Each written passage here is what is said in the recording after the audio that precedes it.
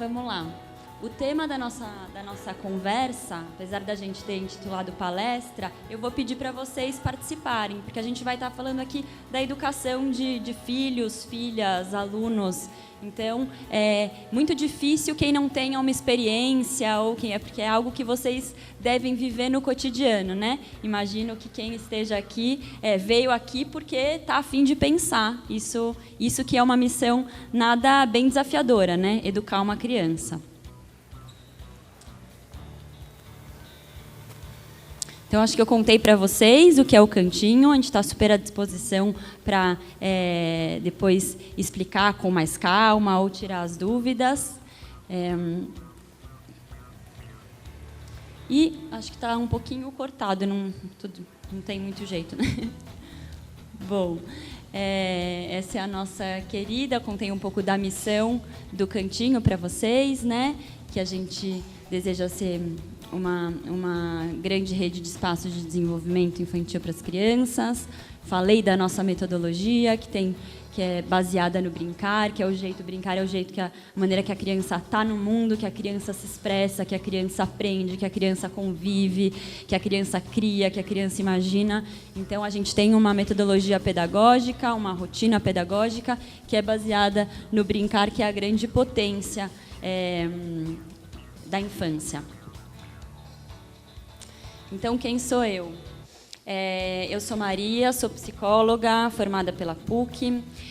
Atendo, esse ano não estou mais exercendo a prática clínica, mas atendo em consultório particular, na abordagem psicanalítica.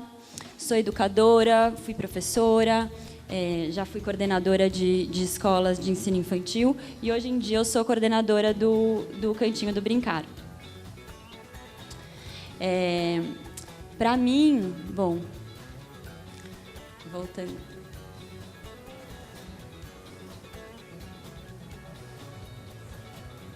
Boa. A Dé está lembrando aqui, gente, que se tiver alguma criança aqui na sala, a gente está com um espaço lá na frente da na sala multiuso, né? Então, vocês podem ficar tranquilos de deixar as crianças lá, que a gente tem nossas facilitadoras, nossas educadoras, que estão lá disponíveis para acolher as crianças, tá? Então, se vocês se sentirem à vontade, talvez elas fiquem mais confortáveis lá. Mas fiquem à vontade também, se as crianças quiserem ficar agarradinhas, também não tem problema. Então, além de quando a gente pensou em... acabei de sair de uma palestra igual a essa, com o mesmo tema na Moca, né? Na nossa unidade na Moca. E quando eu fui pensar qual que seria o tema dessa palestra, eu podia falar de muitas coisas. Estava louca para falar sobre alimentação, que eu acho que é um assunto super urgente para a gente trabalhar com as famílias. Fiquei pensando em relação à comunicação com a família. Tinha uma lista de temas que eu podia estar falando aqui hoje. Mas eu pensei que talvez o mais urgente que eu sinto que seja a questão mais urgente que surge com as famílias, tem a ver com como colocar limites, né? Então, como muitas famílias, não sei que eu faço mais com esse menino, com essa menina, não sei, eu fico louca, eu não paro de gritar, não paro de falar não, eu coloco de castigo e não adianta. Então, tem muita... no nosso cotidiano, quando a gente vai entregar as crianças, busca...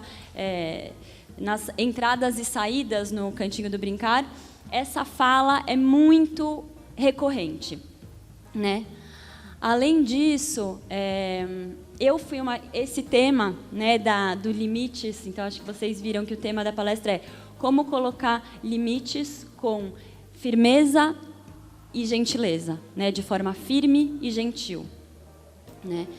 E esse tema, pessoalmente, me toca muito, porque ele tem um interesse pessoal para mim.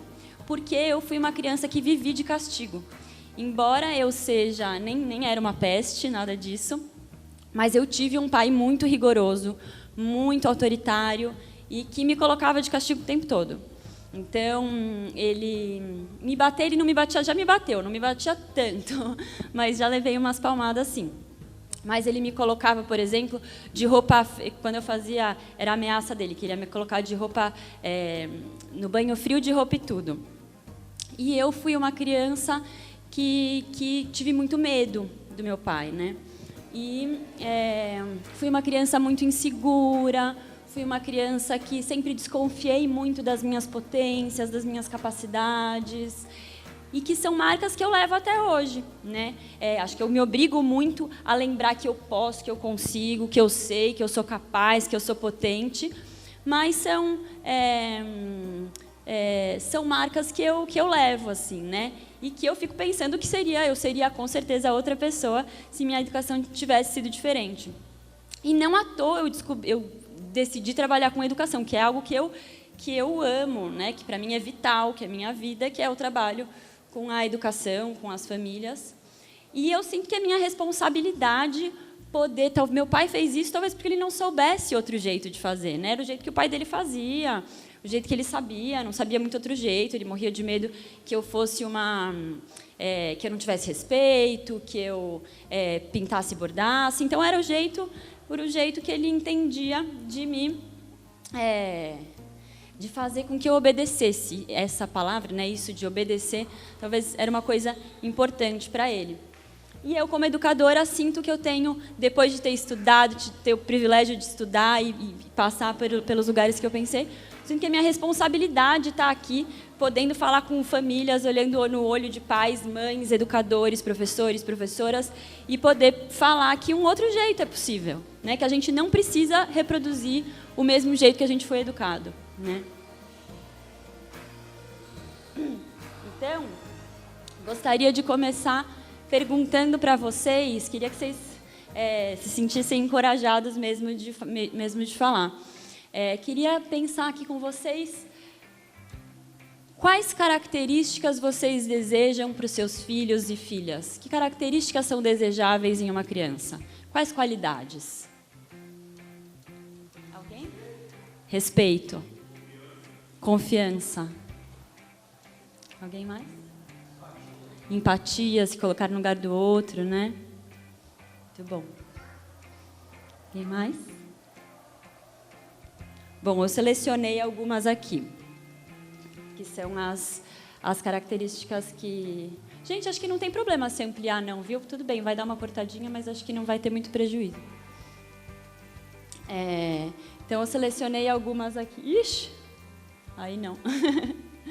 Então, eu selecionei algumas aqui. Então,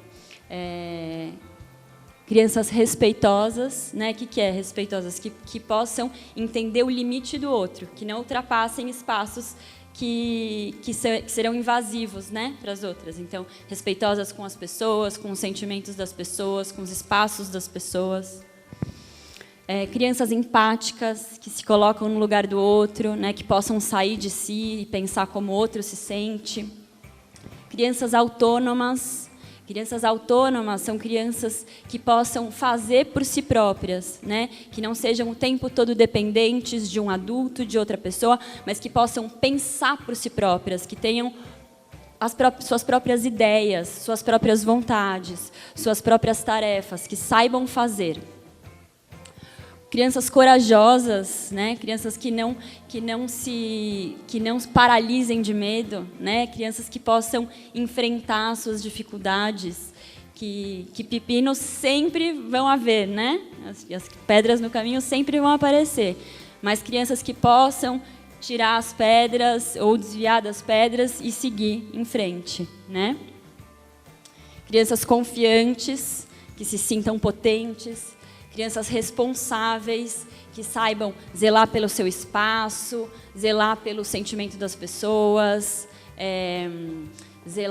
cuidar das suas próprias vidas, né? Cuidarem das suas próprias vidas. Crianças que eu amo, essas crianças curiosas, que tenham vontade de aprender, crianças que queiram conhecer novos mundos, crianças que queiram se envolver, crianças que sintam esse fim, sabe, né? Quando uma criança está curiosa, os olhos brilham, a gente sabe, né? As crianças querem se entregar ao que é diferente, ao que é novo, né? O novo não assusta, mas até pode assustar, né? Mas as crianças curiosas, o novo causa esse frio na barriga. E crianças críticas, que possam pensar sobre o mundo em que vivem, que possam pensar com as próprias ideias, que não aceitem qualquer coisa, né? Eu fiquei aqui surpresa, porque eu estava esperando, sempre surge assim, algum comentário, quando alguém cita as características, sempre alguém fala de obediência, né? Está um pouco cortado. Mas, gente, desculpa pedir para mudar de novo, mas acho que estava melhor daquele jeito mesmo, viu? Isso. E a tal da obediência, né? O que vocês acham? Obediência é importante? É fundamental, você acha?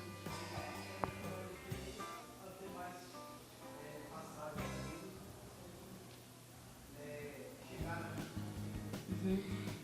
Todo mundo ouviu? Sim? Alguma outra opinião? Obediência é importante? Diga.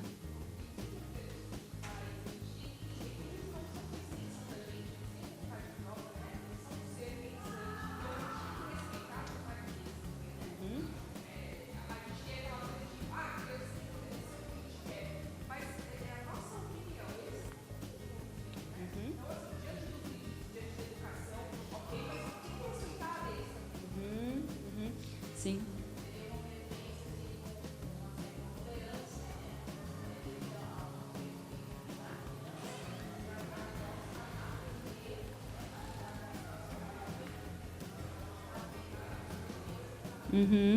Vocês estão falando que essa obediência tem algumas características, tem alguns limites, né?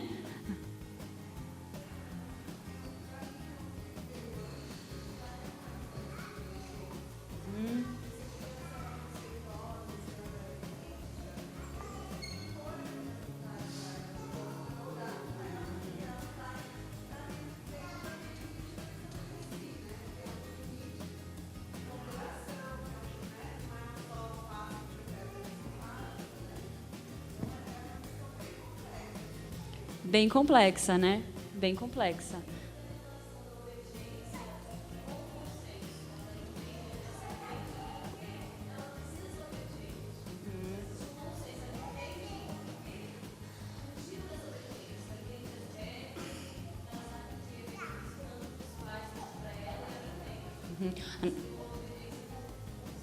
Com compreensão do porquê, do porquê da necessidade dela, né?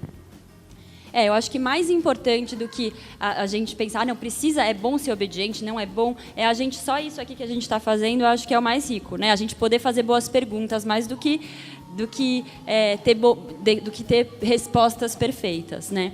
Eu diria que a obediência, não dá para negar, né, que é muito chato quando tudo é difícil com o cara, tudo é difícil com a criança, né? Tudo é uma luta. Claro que é chato, né? Ninguém gosta disso, de o tempo todo ser um suor danado, né?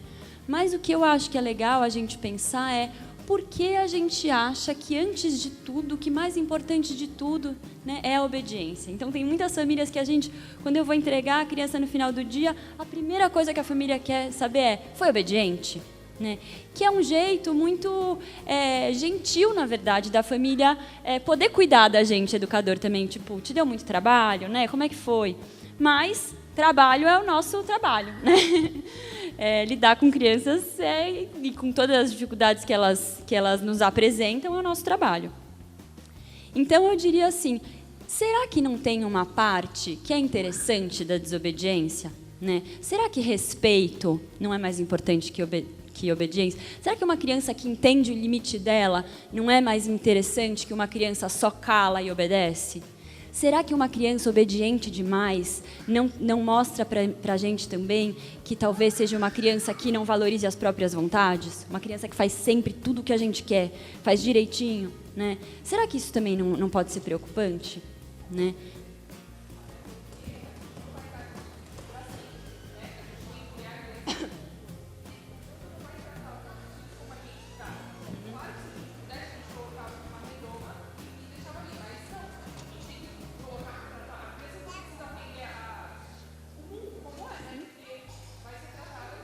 Sim, acho que você está falando que perigo a gente criar uma criança apenas para seguir ordens. Olha que perigo, né? Olha que perigo. Claro que é importante a gente poder criar crianças que possam ter escuta, que não nos atropelem, que nos respeitem, mas crianças que só sabem seguir ordens é muito... é pobreza, né? É uma criança, né, que não está potente. Então, antes quando eu comecei a pensar essa nossa conversa aqui, eu perguntei para algumas famílias, né, quais os maiores desafios que elas encontram com as crianças. Vou ler aqui a lista de desafios que a gente recebeu e vocês podem acrescentar os de vocês também, se vocês sentirem que algo não está registrado aqui. Então, as famílias nos falaram: lidar com a rotina em casa, ir para o banho, escovar os dentes, etc. Lidar com as birras. Lidar com as frustrações das crianças. Lidar com a impaciência da criança. Ficar repetindo não o tempo inteiro. Criança que fica testando, desafiando. Lidar com agressividade. Manter a paciência. E aí, concordam? Isso aí são os desafios de vocês? Sim? Conduzir a rotina, né? Hora de tomar banho, hora de escovar o dente, hora de ir para a escola, hora de fazer a lição. É complicado, né? Parece... A pessoa chega no trabalho, parece que correu a maratona, né? Diga.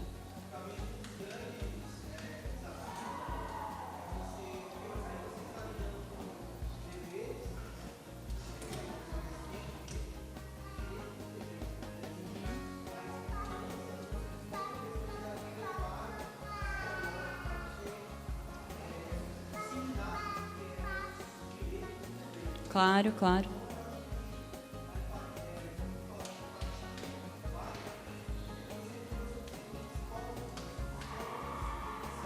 Uhum.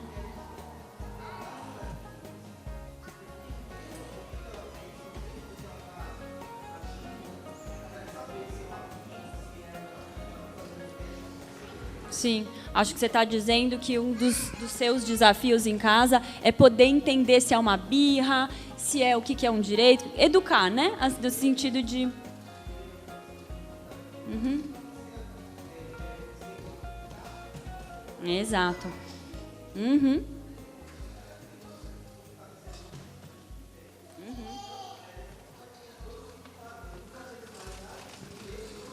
Entender o jeitinho, a particularidade de cada criança.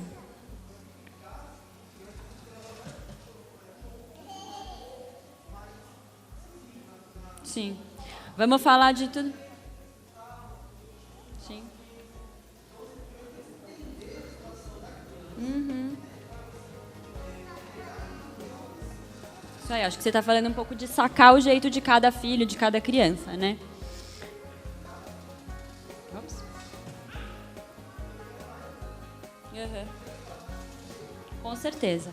Então, aqui a gente vai falar aqui o que pode significar um mau comportamento, né? E daí eu peguei essa imagem do iceberg para a gente pensar um pouco que o comportamento é o que fica visível para a gente, é o que a gente consegue ver. Então, é lá a pontinha, né? O que a gente vê, a criança se jogando no chão, ou chutando, ou xingando, ou desafiando, o que a gente vê é o comportamento. Tudo aqui embaixo é o que a gente não consegue ver, mas que determina esse comportamento. Então, tudo que a gente não consegue ver tem a ver com uma situação que desencadeia um pensamento, que desencadeia uma emoção, que desencadeia um comportamento. E na hora que aparece para a gente não sabe de tudo que veio, né? A gente não sabe o que a criança estava sentindo. O que a gente consegue ver é o comportamento. Então, vamos tentar entender quais são o que pode ser um mau comportamento, quais podem ser as causas de um mau comportamento. Então, uma coisa que pode nos acalmar muito, enquanto pais, mães, educadores, é entender que a criança pequena, o cérebro dela ainda não está completamente maduro, né? Então, essa parte roxinha, que é o córtex pré-frontal, está muito imaturo ainda. E essa parte do cérebro é a parte responsável com o comportamento racional, com o controle dos comportamentos. Então, quando a criança fica muito frustrada e se joga no chão e que a gente fica com aquela raiva de que criança mimada e que chata, que eu fiz tudo que ela queria e porque eu não dei uma bala, ela vai se jogar no chão. Tem a ver, muitas vezes, né? Muitas vezes, gente, acho que com algo que, bom, a criança não é que nem a gente, né? A gente acha que é natural a gente raciocinar e pensar, não é razoável eu me jogar no chão. Mas a criança é uma esponja de emoções, né? Então, quando ela fica frustrada, muitas vezes ela não tem controle dessa emoção que invade. Isso não quer dizer que a gente não tenha nada para fazer a respeito. Não estou dizendo aqui que, não, a criança é muito imatura mesmo, não tem nada para fazer, deixa ela se jogar, coitada. É assim mesmo. Não é isso. Mas o nosso cérebro é muito plástico, né? O que a gente quer dizer com plástico? Ele é biológico, ele é orgânico, mas o que a gente faz, o ambiente, como a gente educa, tem o poder de mudar o cérebro, né? Então, mais útil do que a gente ficar seu mimado, você, olha como você é, eu não acredito, você... Mais interessante do que fazer a criança que já está sofrendo sofrer mais, né, é poder ajudá-la a encontrar outras formas de lidar com aquela frustração, né? Então, acho que é um pouco o que a gente vai conversar aqui hoje. Quais são essas formas de ajudar as crianças a lidarem com essa frustração e com essa emoção que toma conta? Acho que todo mundo já viu essas crises em que a gente percebe que a criança está completamente dominada pela raiva, né? Diga.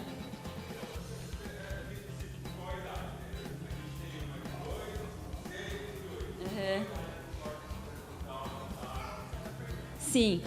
Ótima pergunta. Eu vou ser sincera, eu não sei te falar, assim, acho que é uma coisa de... Na adolescência ainda, eu sei que o córtex pré-frontal está muito mais maduro do que para uma criança de 2, 3, 4 anos, e que não é igual para todas as crianças, né? Então, com 1 ano, para todas as crianças é assim, não é isso, né? 2 anos para... Mas a gente sabe que, especialmente na primeira infância, isso é, né, dos 2 aos 6, primeiríssima infância, primeiríssima é do 0 aos 2 e primeira infância dos 2 aos 6, nessa fase, esse córtex pré-frontal está super imaturo, né? Então, estou falando aqui, gente, a minha especialidade é a educação infantil mesmo, é do 0 ao 6, tá? Então, acho que muitas coisas do que eu vou falar aqui, acho que a gente pode ampliar para crianças de ensino fundamental, né? Mas, especialmente, eu tenho mais propriedade para falar da primeira infância, tá? Bom. Ops. Outra coisa que eu vejo, né? Então, muito do que muitas famílias... Eu tenho esse mal, né? Então, como eu adoro criança, trabalho com criança há muito tempo, eu tenho esse mal de que eu saio na rua, eu fico reparando na relação entre mães, pais e crianças, né? Então, eu reparo nas relações, eu reparo como as crianças falam com os pais, como os pais falam com as crianças, eu percebo detalhes da relação, porque me interessa, né? Porque eu lido com isso no consultório, lido com isso no meu dia a dia. E o que eu percebo é que muito do que a gente chama de mau comportamento tem a ver com com ser criança, né? Então, eu vou dar alguns exemplos. Outro dia eu estava fazendo a unha na manicure, e daí tinha uma criança que estava olhando o celular, né? Daí a mãe pegou o celular, depois que a criança já estava há muito tempo mexendo no celular, pegou porque ela queria mexer no celular, aquela história que a gente conhece bem, né? E daí a criança, que não tinha nada no salão, começou a brincar com os esmaltes e começou a subir a escada. E era uma criança que estava olhando os esmaltes, não estava jogando, ela estava olhando os esmaltes. E daí a mãe começou a brigar com a criança, porque a criança estava mexendo nos esmaltes, porque estava bagunçando tudo, porque a criança não parava quieta. Então, isso aqui, né? Eu acho que isso expressa bastante do que eu quero dizer aqui. Criança não para quieta. Não para, gente. É criança, né? Criança precisa se movimentar, a criança gosta de correr, a criança é curiosa, a criança gosta de mexer nas coisas. Né? Estranho seria se você deixasse a criança na poltrona, uma criança de 3 anos na poltrona, e a criança ficasse parada. Daí eu ia achar que ia ter alguma coisa de errado com a criança, né? Então, assim, ou sei lá, no trem, às vezes, estou no trem, daí a criança pede colo, a família briga com a criança, pede colo. Bom, a criança, que bom que está pedindo um afago, né? Que bom que ela aprendeu a pedir, também a pedir colo, né? Então, assim, o que eu quero dizer é que todo mau comportamento tem a ver com crianças, ser apenas crianças e vamos aceitar? Não. Mas eu acho que é uma coisa que a gente precisa pensar. Em vez da gente ficar gastando xingamento, gastando, você não, que saco, que chato, você não para. Que tal se, quando for em algum lugar que não tiver nada para a criança fazer, leva um papel para ela desenhar, né? Assim, em vez de ficar só no celular. Não tem nada, leva um quebra-cabeça, vai na casa da amiga que não tem filho, leva um quebra-cabeça, né? Então, acho que assim, são formas também da gente olhar para a necessidade da criança, de não ficar só na queixa, né? Porque pode ser muito cansativo, né? Faz sentido isso que eu estou falando para vocês, gente? Vocês veem isso acontecer? Né? Alguns casos você fala, gente, mas essa mãe e esse pai, eu acho que eles não entendem que eles resolveram ter um filho, não um adulto, né? Não, uma criança, não um adulto, não nasce adulto, né? Você quer falar alguma coisa?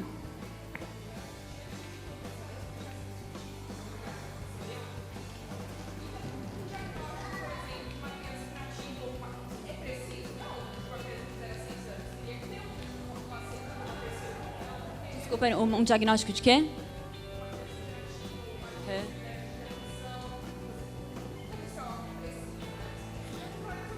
Claro, precisa de muitas opiniões, né? Eu acho que é um diagnóstico clínico. Então, por exemplo, não vai ser só isso, não é a escola que vai falar isso, né?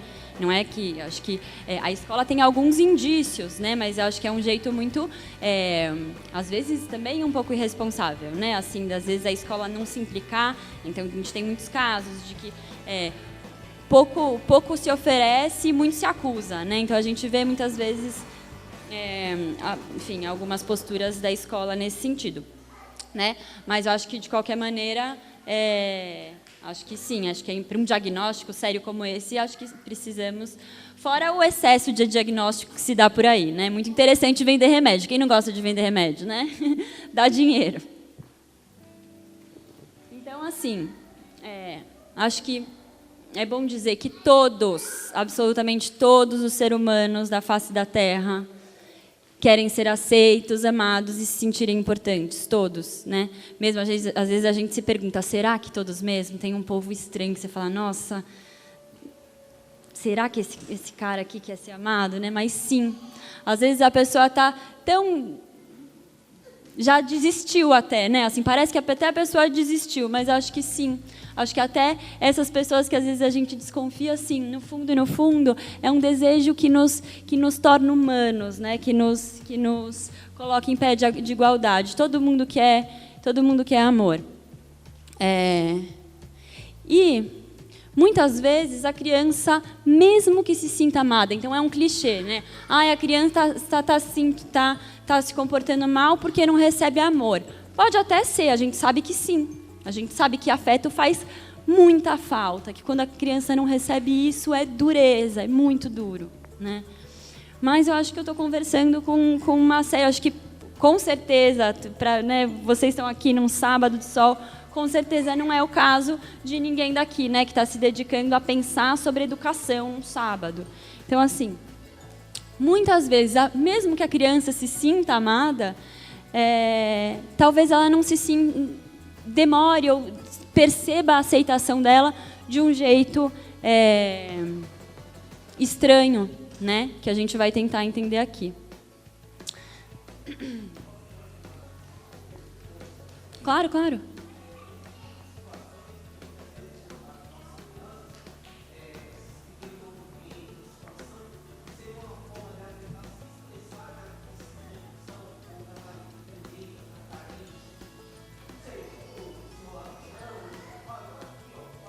Acho que você está falando assim, da criança que só se sente aceita quando está sendo o centro das atenções, né? Pode ser?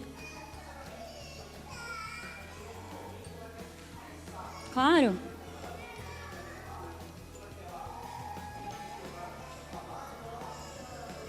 Claro, sim. Exato.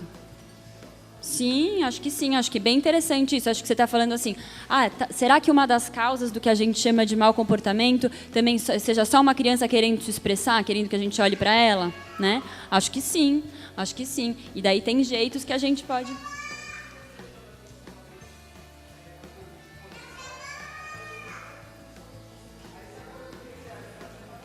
Com certeza.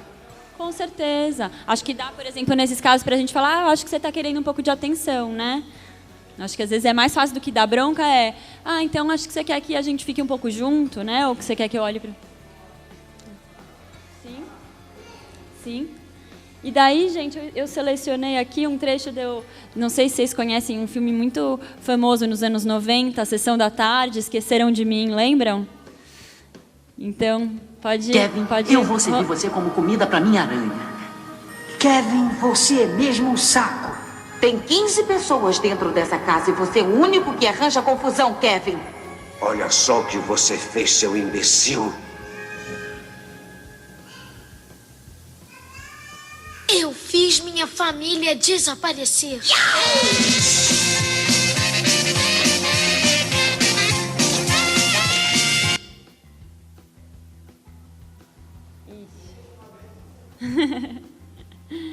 Não sei se vocês lembram desse filme, depois a gente pode talvez carregar, né, e tentar passar de novo.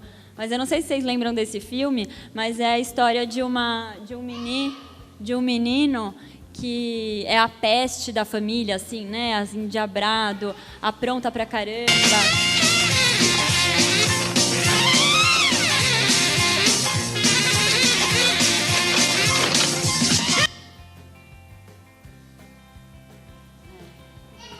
Acho que não está dando, vamos ver se depois, talvez colocar ele fechado, será que funciona?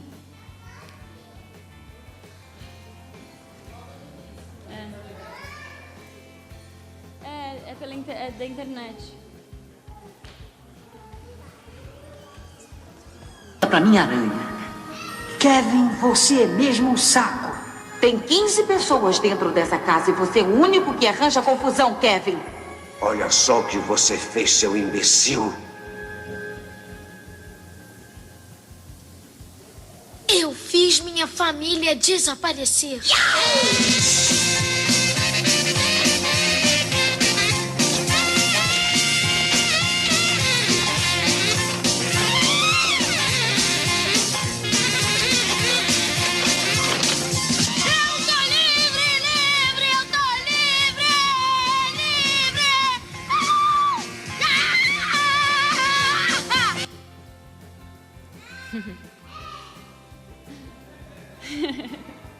Maluquete ele, né? Então, esse é um filme, quem não lembra a trama da história, é um menino super endiabrado que apronta um monte e que daí a família um dia tem, sei lá quantos irmãos, 12 irmãos, nem sei, um monte de irmão, e daí a família vai viajar e esquece ele em casa, né? E daí ele acorda de manhã, não tem ninguém em casa, não tem ninguém, a família foi viajar e esqueceu ele em casa. E daí o que fica forte, né, parece só o que ele fala, bom, me livrei da minha família, eu fiz minha família desaparecer, né? Que mostra a criança é super egocêntrica, né? Acho que apesar da gente achar, bom, com certeza essa família amava ele, né? Amava, não era uma questão talvez disso, mas que fica difícil mesmo, né, da criança entender que é amada quando todo dia tem bronca, todo dia tem reclamação, todo dia tem queixa, todo dia tem... E às vezes muitas crianças até desistem. Então eu sou tão destrutivo assim mesmo? Então, quer saber? Dane-se, né? Assim, e chuta o pau da barraca, né? Então, e tem algo que tem uma... Apesar de não parecer, quando ele fala isso, eu desapareci com a minha família... Tem uma carga de culpa do tipo, eu senti tanta raiva deles que eles foram para o espaço, né?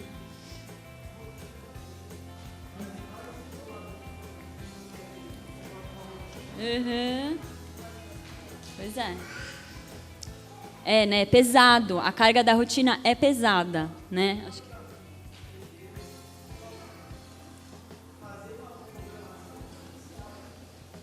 que reconhecer isso, que se a rotina é pesada para a gente, imagina para as crianças, né? A gente que já tem anos e anos de vai para aqui, vai para lá, segue aqui, segue lá. A criança saiu da barriga da mãe e vai, escola, volta, banho. Pode ser pesado.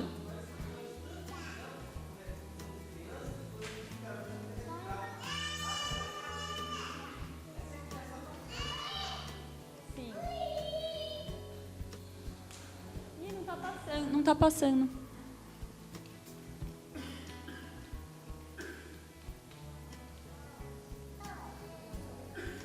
Kevin, eu vou servir Não, você. é o próximo slide mesmo. Tem como passar o próximo slide? Não está indo. Ah, bom. Então, assim, é uma das coisas mais importantes que eu tenho para dizer aqui. Então,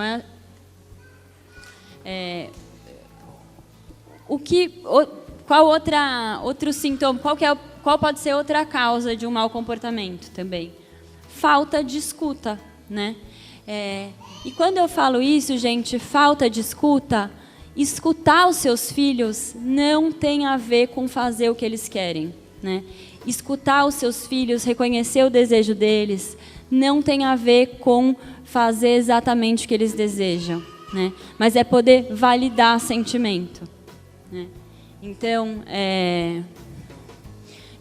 escutar para poder falar de afeto, para poder entender quando a criança está sentindo algo, né? Então, nunca repreender um sentimento, mas sim um comportamento, né? Então, quando a gente pensa, por exemplo, que a criança queria muito, né, lá no cantinho que a gente lida no dia a dia, quando a criança quer muito brincar com o brinquedo de outra, ou quando a criança não quer emprestar de jeito nenhum um brinquedo que é do cantinho, né? E a gente percebe que ela está muito chateada, porque ela queria muito o brinquedo do amigo, né? E vai lá e bate, por exemplo. A gente pode falar para ela, eu entendo que você está muito bravo, que você queria muito o brinquedo que está com seu amigo. Eu entendo isso, né? Eu entendo, mas esse brinquedo agora está com ele, né? A gente pode... Vamos pensar o que a gente vai fazer? Será que você pode... Vamos esperar um pouco e depois ele te empresta? Será que você pode pedir emprestado, né? Mas, assim, poder sempre escutar o que as crianças têm para dizer, o que elas têm para... E também poder falar de afeto, poder falar de sentimento, né? Então, acho que, assim, quando a gente... Parece uma coisa tão simples, né? Escutar. Parece uma coisa muito simples, mas é muito raro isso. É muito raro. Tem muitas famílias que não têm escuta elas próprias, uma escuta atenta no sentido de quem a gente tem para conversar sobre as nossas questões. E é muito importante que os nossos filhos contem com a gente para isso, né? Então, acho que, assim, parece algo fácil, mas a gente tem até algumas dicas aqui para fazer isso, né? Que tem a ver com expresse interesse usando expressões faciais. Solicite que a criança fale fazendo perguntas.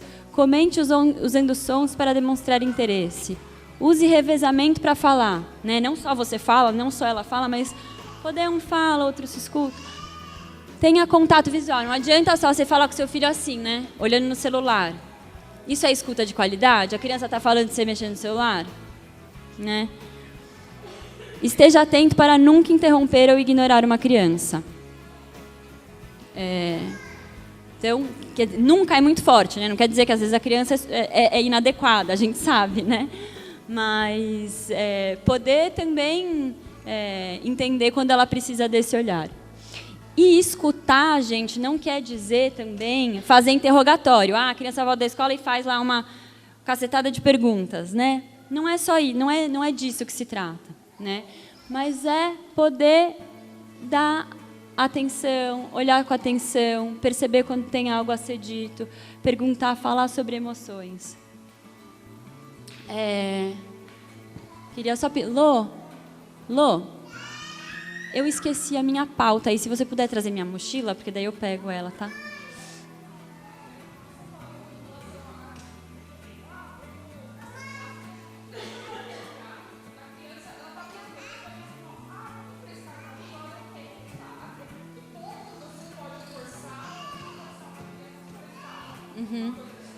Sim, é uma... Sim, sim. Eu acho que é bom a gente se perguntar, a gente quer emprestar tudo que é nosso? Tudo que é nosso a gente quer emprestar? Não, né? Por que será que a gente acha que com a criança tem que emprestar tudo, o tempo todo, né? Por que será? Né? Ao mesmo tempo, é bom a gente ter uma preocupação de a criança nunca quer emprestar. Poxa, não é legal também, né? Uma criança que...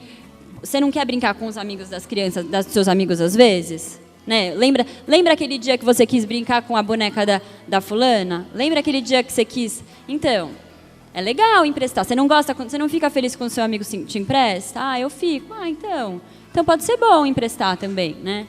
Mas isso não tem... Gente, tudo que eu estou falando aqui não tem receita mágica, né? Senão seria muito fácil educar. Não tem receita, mas eu acho que são coisas que que dá para pensar. São as folhas mesmo que eu preciso da minha fala. Outra coisa, gente, é poder conversar sobre emoções, né? Sobre as emoções das crianças. E por que, eu coloco uma questão assim, por que será que para a gente é tão difícil falar de emoção? Né? É tão difícil. Às vezes é mais fácil você chegar em casa e ficar bravo com uma criança porque você está estressada do dia, porque seu dia foi uma porcaria, porque você levou bronca do chefe. Por que é tão difícil? É mais fácil a gente ficar irritado com a criança do que falar para uma criança: olha, hoje o papai tá chateado, hoje o dia não foi muito bom, né? E hoje eu, sei lá, perdi meu... hoje papai não tá legal, a mamãe perdeu o emprego, o filho não... Né, hoje estou chateado, estou frustrado. Isso não quer dizer entrar nos pormenores e falar todos os dramas, muito mais do que a criança consegue dar conta. Não é isso, é uma criança, né? Mas poder falar também, dar nome para as coisas, né? Às vezes a gente fala, ou tá bem ou tá mal, mas tem tanta coisa para falar. A gente pode estar magoado, pode estar frustrado, pode estar arrependido, pode estar alegre, pode estar, que mais? Entusiasmado, pode estar empolgado. E às vezes a gente só fala, tá bem ou tá mal.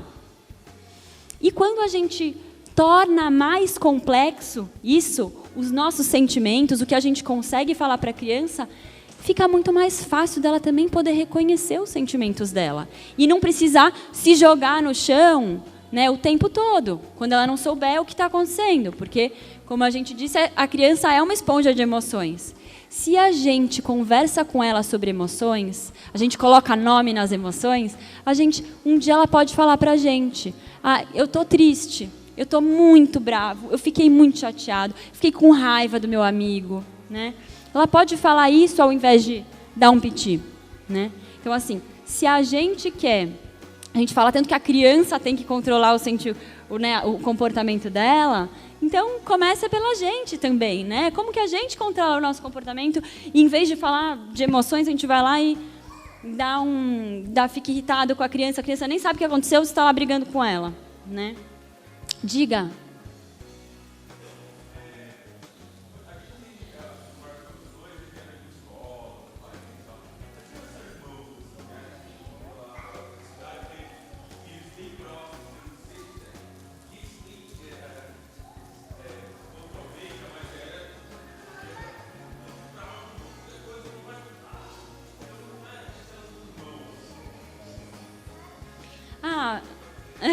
Eu acho que é uma relação super delicada, né? Que envolve muito ciúmes, que envolve inveja, que envolve amor, que envolve divisão, que envolve ódio. E a gente saber que é super complexo deixa a gente também mais aberto para receber, né? Poder falar de ciúmes, né? Não só brigar, que nem eu estava dizendo, a gente não pode... Quando a gente está lá na fila do cinema e furam a nossa fila... A gente não vai falar, não fica com raiva do cara que furou sua fila. Claro que fica. Você só não pode matar o cara, né? Você não pode ir lá e pular no pescoço dele, mas você fica com raiva, né?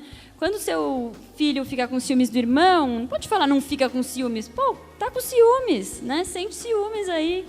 Mas o que não pode os limites têm que ser claros, né? Você não pode bater no seu irmão. Você não pode, né? Então, assim, a gente tem algumas... Então, pode ser, como a gente disse, o mais importante para todo mundo é se sentir aceito e se sentir amado. Pode ser que a criança só se sinta aceita quando ela é o centro das atenções. Conhecem esse tipo? Famoso, né? Então, a criança que só se sente olhada, amada, quando está no centro das atenções. E a gente pode se perguntar, então, por que será? Quando a gente fala de atenção ao filho, escuta, tem a ver assim, a gente poder se perguntar, por que será que essa criança só se sente amada quando ela é o centro das atenções? Diga.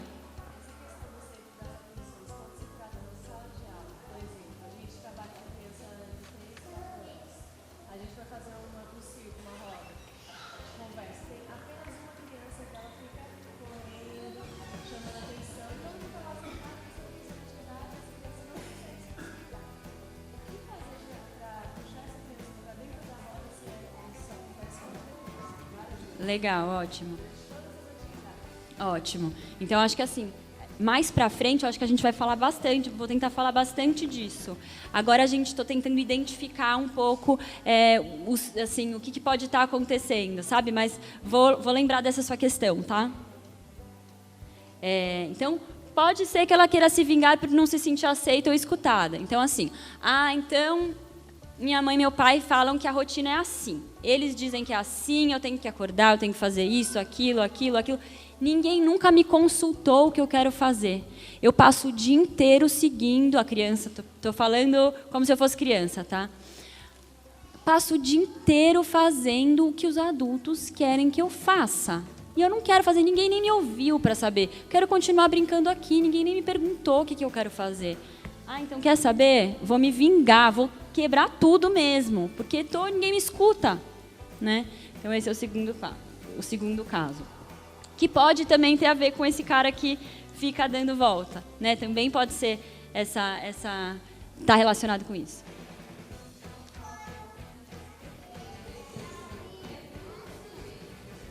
É tudo do seu jeito. Ele conseguiu te falar isso, né? É tudo do seu jeito, né? Ela queria desistir e de se sentir aceita por ser tão inadequada. Então tem criança que, sou tão inadequada, que quer saber? Dane-se, vou, né? Zoar mesmo.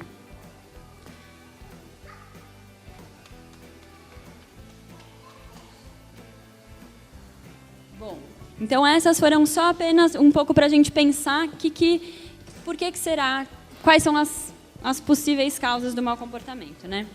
Agora, eu queria propor um exercício para vocês, gente.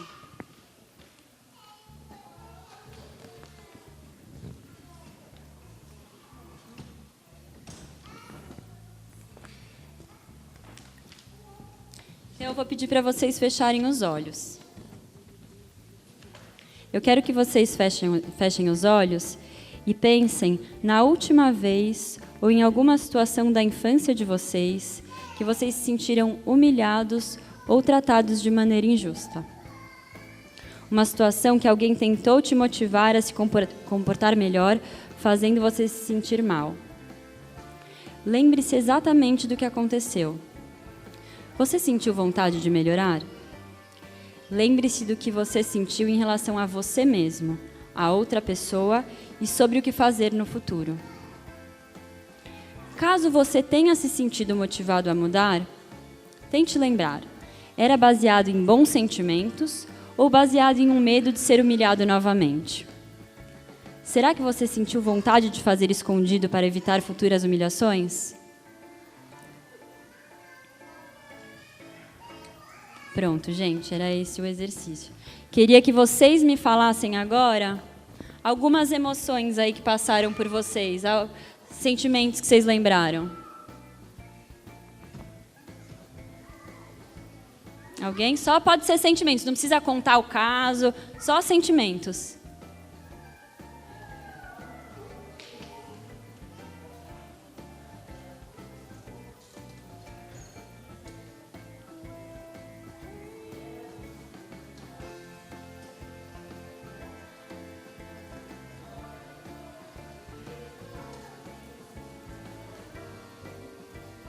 Muito triste.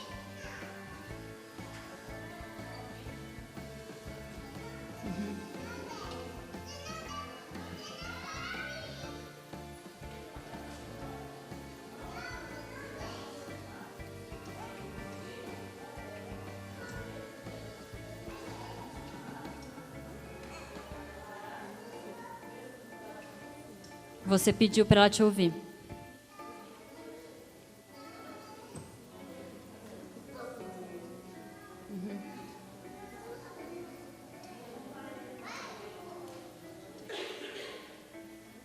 Sim.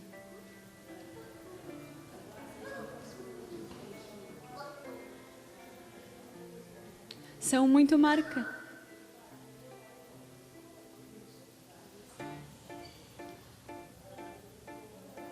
Te marcou muito, né? Eu acho que são situações que marcam bastante, né?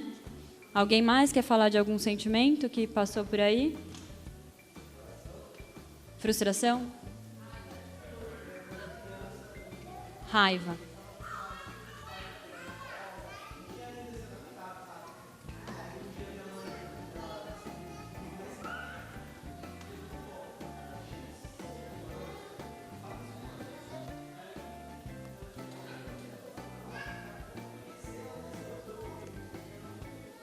Fala mais o sentimento. Fala o sentimento que você começou a chorar.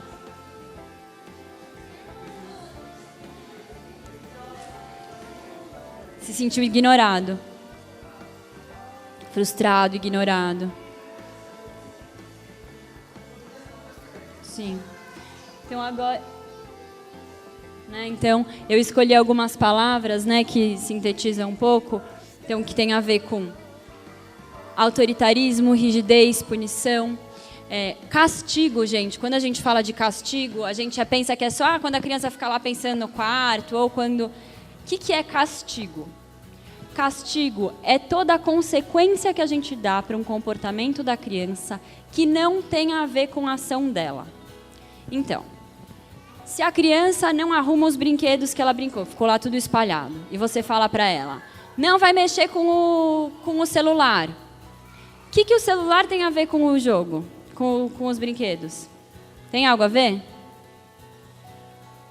Não tem nada a ver, né? Não tem nada a ver. Quando você fala para a criança... Quando a criança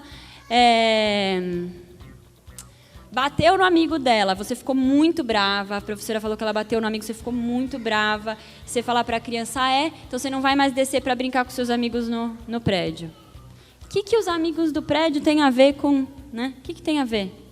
Não tem a ver, uma coisa não... O que a criança sente? Né? Que bom, fico com raiva, fico indignado, Ela compreende que o motivo dela estar de castigo é porque ela não respeitou o amigo dela, porque ela machucou... Né? Não. Ela fica com... Talvez ela... Eu nunca vou dizer que castigo não funciona. Claro que funciona. Funciona a curto prazo, né? A criança deixa de fazer porque ela compreendeu, porque ela aprendeu valores, ou ela deixa de fazer por medo? Deixa de fazer por medo, né? Porque ela está com medo de apanhar de novo. Ela está com medo de... Ela está com medo de novo ficar sem o celular que ela adora. Ela está com medo. Ela está com medo. Ela não aprendeu nenhum valor, né? Ao mesmo tempo, né? E o que dá? Passividade. Uma criança que também fica com medo, fica passiva, não demonstra, fica o tempo todo com medo de receber uma punição. Ameaça, a mesma coisa. Ficar com medo da ameaça. Você vai ver que eu vou te bater, viu? Você não faz isso de novo que eu vou te bater. Você vai apanhar. A criança entende que ela não pode fazer aquilo porque ela não está sendo respeitosa ou porque ela não está sendo honesta. Não, né? E ao mesmo tempo vocês vão me perguntar, mas e aí, Maria, o que eu vou fazer? Eu vou deixar meu filho fazer qualquer coisa? O outro lado da moeda, falta de limites. Então a solução é o quê? Pode fazer qualquer coisa, falta de limites, né? A criança não pode fazer tudo o que quiser, né? Então, não guarda o brinquedo, não acontece nada para ela. Ela bate nos amigos, não acontece nada. Ela não guarda os brinquedos, não acontece nada. O que vai rolar? O que vai acontecer? Pessoal, eu estou tentando falar aqui, vocês estão gritando. Olha só. E a falta de limites, por outro lado, o que gera? gera uma criança manipuladora, porque ela sabe que tudo que ela fizer, tudo que ela quiser, a mãe ou o pai vão fazer. Então, independente do que ela fizer, não estou nem aí se eu não guardo o brinquedo. Minha mãe vai lá e guarda. Ah, não estou nem aí se eu dou um tapa no meu amigo. Não, né? Não acontece nada. Ou, enfim, não preciso me colocar no lugar do outro, não me coloco no lugar do outro, né? Então, causa falta de empatia. Então, é a solução? Muito menos, né? Falta de limites, não. Então, vocês vão me perguntar, mas e aí? Se castigar, não. Se falta de limites é não, né? Então, quando a gente fala com as famílias no cantinho, às vezes, quando a gente conta alguma coisa que aconteceu no cantinho, a gente tem, às vezes, medo de contar também, né? Alguma situação, porque a gente fala, ixi, será que essa criança vai sofrer, né? Em casa? Então, coloquei aqui um vídeo que mostra um pouco esse segundo caso. É um vídeo engraçadinho. Vamos ver se dá para rodar. Não sei se vocês já viram esse na internet.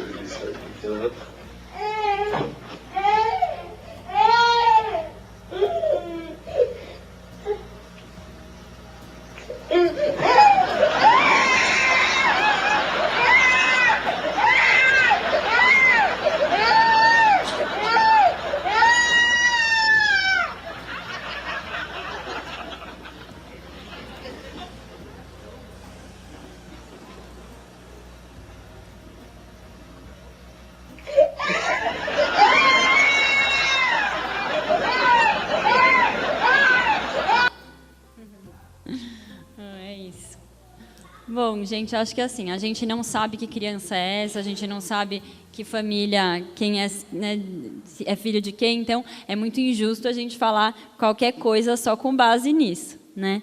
Mas assim, o que dá pra gente supor algumas coisas, né? Que essa criança é uma criança que aprendeu que se jogar no chão é uma boa forma de receber a atenção dos pais, né? Então, assim,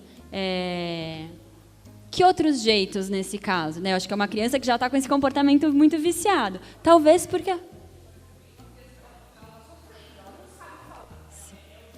Dela, exatamente. Exatamente. Talvez... Perfeita colocação, né? Acho que talvez um pouco leviano, né, dos pais deixar a criança fazer isso. Mas, por outro lado, é uma criança que que a gente percebe que está usando como estratégia. Ou porque a família não dá, né, não dá atenção, ou porque a família só dá atenção quando ela faz desse jeito, né? Enquanto que ela poderia, talvez, qual poderia ser outra ação? Tipo, levantar as mãos para pedir colo? Ela poderia fazer isso, não é a estratégia que essa criança usa, mas ela poderia, né? Ela poderia falar cocó, não sei, poderia falar alguma coisa, né? Talvez é uma criança, talvez já conseguisse, não sei, a gente não conhece essa criança. Mas assim, dá para tentar entender. E a gente, ao mesmo tempo... Estão me falando aqui que a gente está com o tempo muito apertado, gente. Não vou...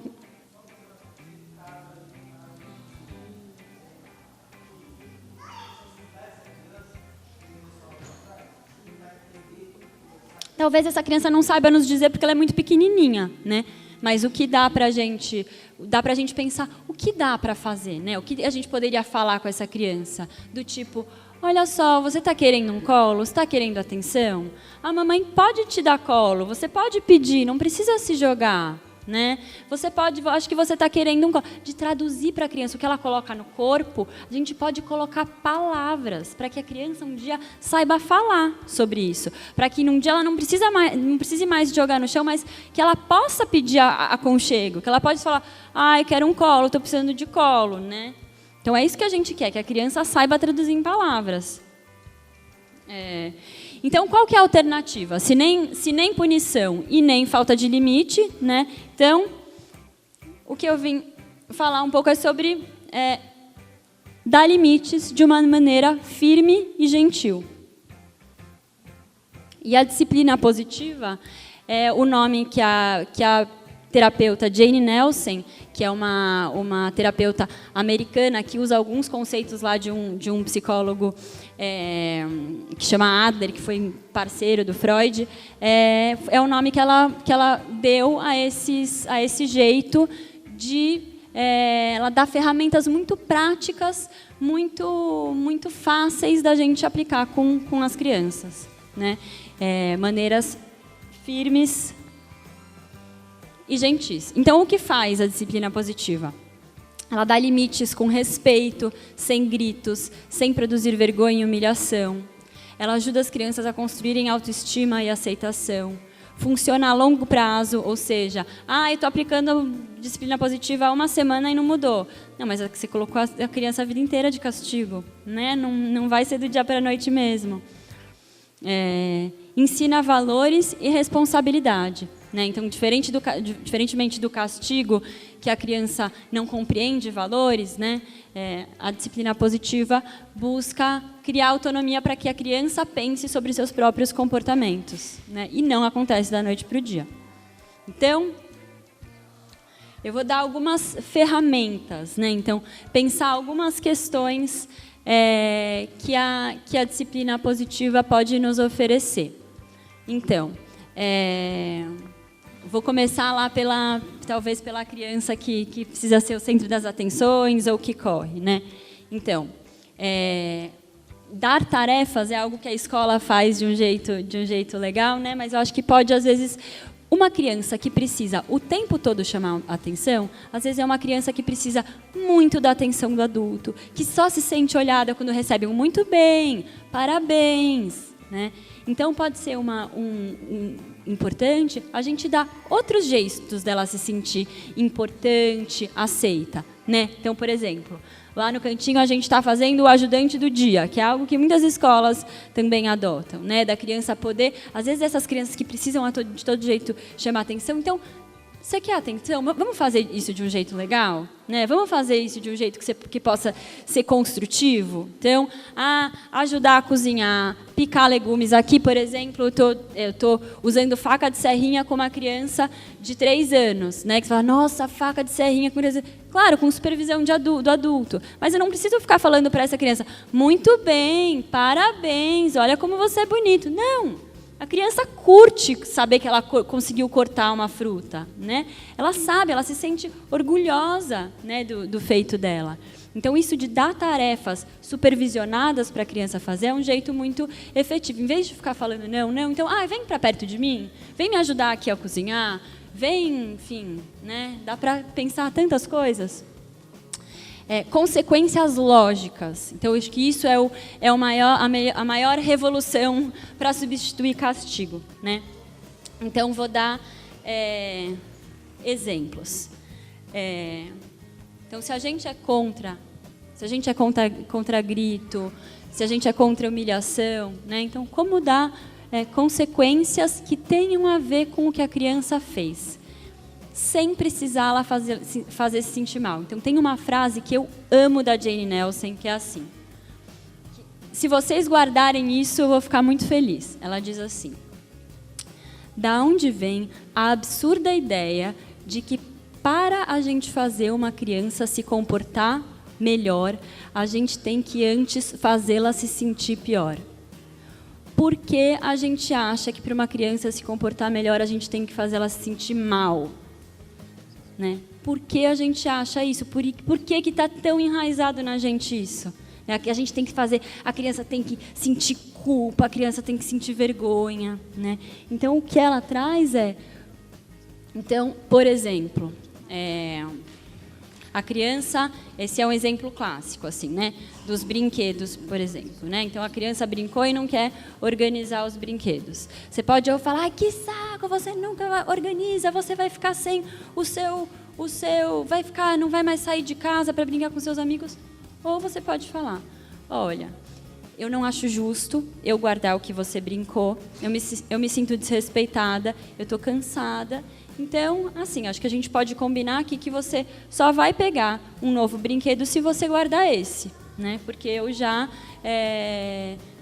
não posso confiar que você consegue pegar outro brinquedo se você não guardou esse, né? Então, é um jeito de você dar uma consequência para algo que já está, de fato, acontecendo. Vou dar outro exemplo. Então, por exemplo, a gente estava com... outro dia tinha uma criança brincando com um cabo de vassoura. E eles estavam fazendo uma brincadeira que era super legal, que era de rodar o cabo de vassoura assim e a outra pulava. Então, uma atividade que é corporal, que trabalha o desenvolvimento motor, a criatividade da criança. Estava super legal, mas eu percebi que podia dar besteira, né? Um cabo de vassoura, que pai ou mãe, né, não ia ficar preocupado com um cabo de vassoura. Eu peguei o cabo de vassoura, bati no chão forte, eu falei, vocês estão vendo? Era uma criança de 4 e uma de 5 anos. Vocês estão vendo? É duro. Se bater na cabeça de alguém, pode machucar bastante. Vocês vão conseguir brincar com isso, com respeito? Né? Respeitando o corpo um do outro? Ah, vamos. Então tá bom. Ficaram brincando super legal. Uma hora um foi lá e falei, olha só, né? Eu pedi para vocês não baterem, porque isso pode machucar, e vocês bateram. Eu posso confiar que vocês vão conseguir? Se vocês não conseguirem, eu vou ter que tirar, tá? Porque não posso deixar ninguém se machucar assim. Combinado? Combinado. Foram e continuaram brincando super legal. O que poderia ser diferente? Ou eu, já falei que não é para o cabo de vassoura, tira o cabo de vassoura, que saco são vocês, né? O que eu fiz? O que poderia ter dado errado? Eles poderiam ter, de novo, se batido lá, né? E o que eu podia ter feito? Olha, eu falei para vocês que eu ia tirar o cabo de vassoura se vocês se batessem, então é isso que eu vou fazer, tá bom? Combinado? Se vocês acharem que vocês conseguem brincar com respeito, novamente, vocês me falam, tá ok? E podia ter tirado o cabo de vassoura. Eu dei castigo? Não. Eu puni? Eu fiz eles se sentirem culpados, envergonhados? Não. Né? Mas eu dei uma consequência ao comportamento deles. Então, dar tarefas, dar alternativas. Então, a criança está brincando de bola dentro de casa. Pode ficar xingando. Ou você pode falar, que tal você brincar lá fora? Né? Ou a criança derrama o suco. Né? Você pode falar, ai, que desastrada você é, vou ter que limpar. Ou você pode fazer, ops, vamos lá pegar um pano para você limpar? Uma criança de 3 anos, uma criança de 2 anos, gente, adora limpar. Você dá um pano na mão de uma criança de 2 anos e fala, ai, vamos limpar. Ela vai se sentir orgulhosa por ter limpado. Né? Então, assim, tem alternativas, além do grito, além da humilhação, além da vergonha. Reconhecer ao invés de elogiar. Então, muitas vezes, gente, uma criança que precisa o tempo todo de parabéns, como você é bonito, como você é fofinho. Por que a criança está precisando disso? Tem a ver com a gente, porque a gente está agindo assim com ela, né? Então, assim, clássicos exemplos. A criança faz um desenho, você nem olha para o desenho da criança e fala, ah, que bonito. Que bonito, você nem olhou para o meu desenho, né? Nem viu o que eu fiz. Então, assim, tanta coisa para falar, você pode falar para ele, olha só, eu vi que você usou muitas cores, olha, eu vi que você fez vários detalhes diferentes, eu vi que você decidiu desenhar, você desenhou, quem você desenhou, pedir para a criança conversar, ou seja, sofisticar, né, tornar mais complexo, mais interessante o comportamento da criança. Em vez disso, você reduz e fala, que bonito. Né? E daí a criança fica o quê? Achando que ela não constrói o prazer de desenhar, ela vai ficar só sob controle de receber um parabéns, que bonito. E quantas pessoas, e quando a gente não percebe que a gente está assim, só buscando aprovação, não é muito ruim? Quando a gente percebe que a gente está nisso, o tempo todo querendo a aprovação dos outros. Então, vamos construir um outro jeito para as nossas crianças, para que elas se sintam instigadas pelo que elas sabem fazer, para que elas tenham um prazer em fazer, e não só querendo buscar a nossa aprovação, né? Então, aqui tem algumas... pode pular o...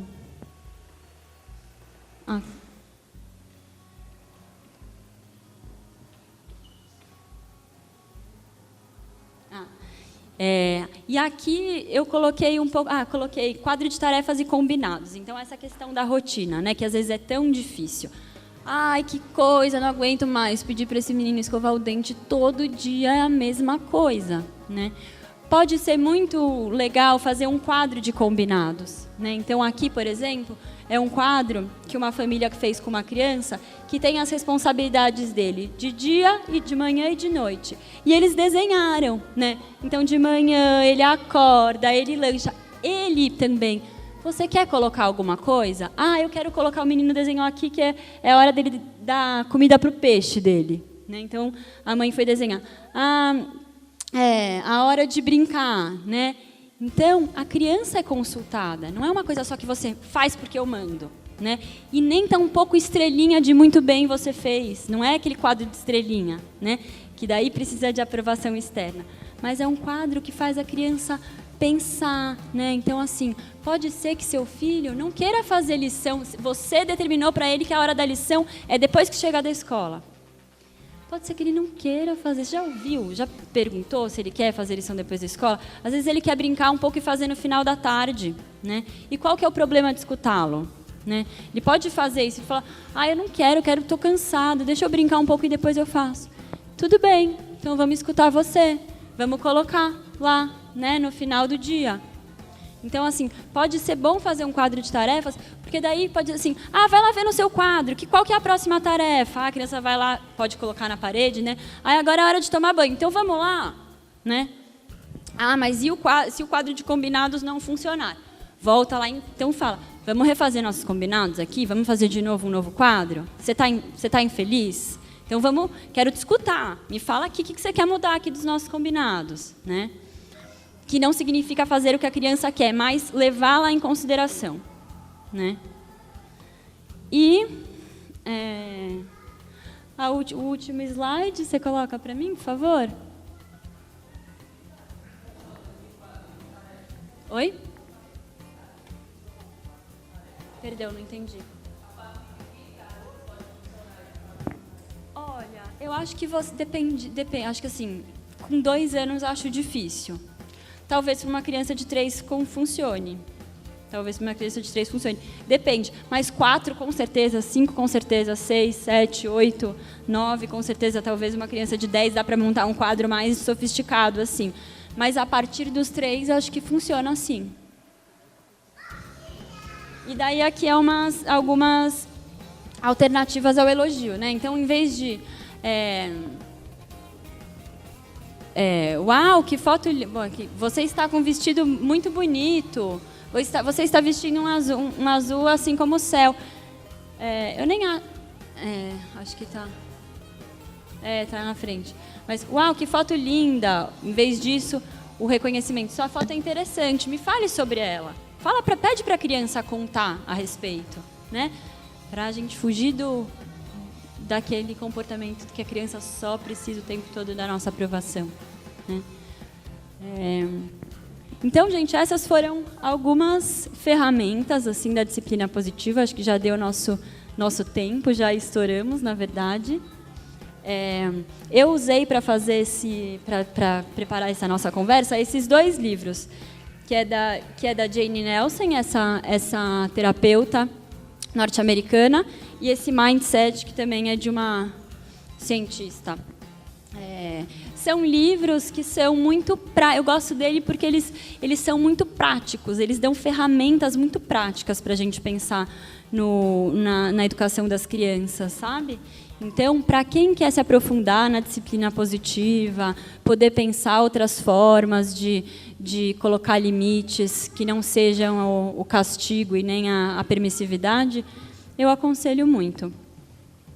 Pode passar, por favor. Quer dizer, não sei, vocês estavam anotando? Eu vou passar para vocês, Eu vou entregar para vocês. Acho que está lá na porta. Um resuminho do que a gente conversou aqui hoje.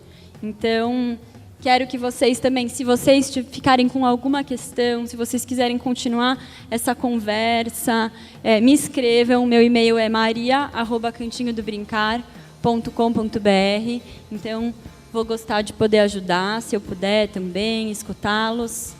E é isso. Muito obrigada pela presença. Bom sábado. Adorei estar aqui com vocês. Obrigada.